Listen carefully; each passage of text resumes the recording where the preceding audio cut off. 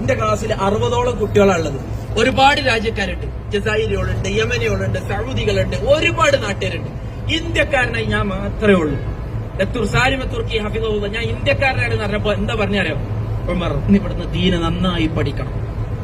ഖബർ ആരാധകർ ഒരുപാടുള്ള നാട്ടിൽ നിന്ന് വരുന്നത്. ഇവിടുന്ന് ദീന് പഠിച്ചു പോയിട്ട് ആളുകൾക്ക് ദീനെത്തിച്ചു കൊടുക്കണം. ഒരു റിയാലിറ്റി കൈപ്പറ്റരുത്.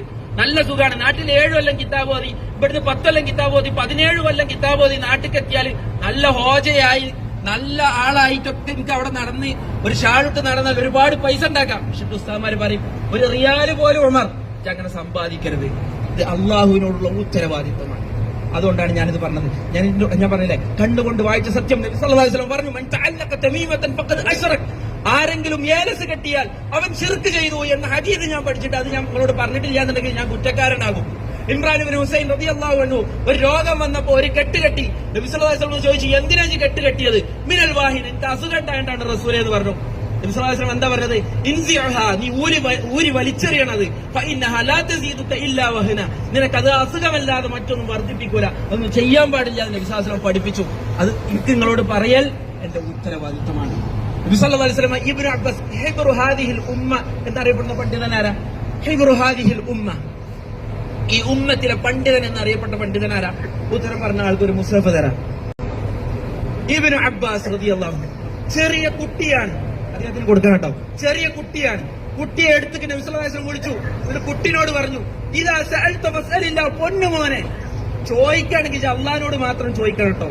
വഇദാ ഇസ്തഅൻത ഫസ്തഇൻ ബില്ലാഹ്, നീ സഹായം അഭ്യർത്ഥിക്കുന്നുവെങ്കിൽ നിന്റെ റബ്ബിൽ നിന്ന് മാത്രം നീ സഹായം അഭ്യർത്ഥിക്കണം. ഇത് നബി സല്ലല്ലാഹു അലൈഹി വസല്ലം ഒരു ചെറിയ കുട്ടിയെ പോലും പഠിപ്പിച്ച കാര്യമാണ്.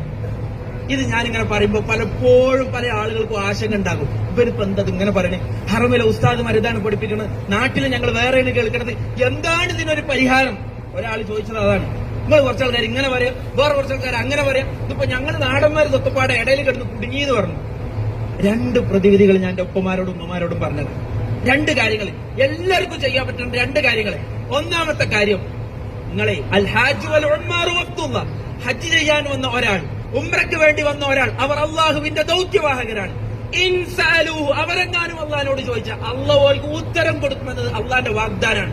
നിങ്ങൾ ഇവിടുന്ന് പ്രാർത്ഥിക്കണം, അള്ളാഹിനോട് പറയണം, അള്ളാഹുവേ എന്റെ നാട്ടിലെ ദീനിന്റെ വിഷയത്തിൽ ഒരുപാട് അഭിപ്രായ വ്യത്യാസങ്ങളാണ്. ഒരു കൂട്ടര് ഇത് സ്വർഗപ്രവേശനത്തിന് തടസ്സമാകുമെന്ന് പറയുന്നു, വേറൊരു കൂട്ടര് ഇതാണ് ശരിയായ റൂട്ട് എന്ന് പറയുന്നു. അള്ളാഹുവേ ഈ അഭിപ്രായ വ്യത്യാസത്തിൽ ഏതാണ് ശരിയെന്ന് നിനക്കറിയാം, ഈ അഭിപ്രായ വ്യത്യാസത്തിൽ ശരിയിലേക്ക് നീ എന്നെ വഴി നടത്തണേന്ന് എന്റെ ഉപ്പമാരും ഉമ്മമാരും പ്രാർത്ഥിക്കണം. അത് പ്രാർത്ഥിക്കാൻ ആർക്കെങ്കിലും എന്തെങ്കിലും തടസ്സമുണ്ടോ?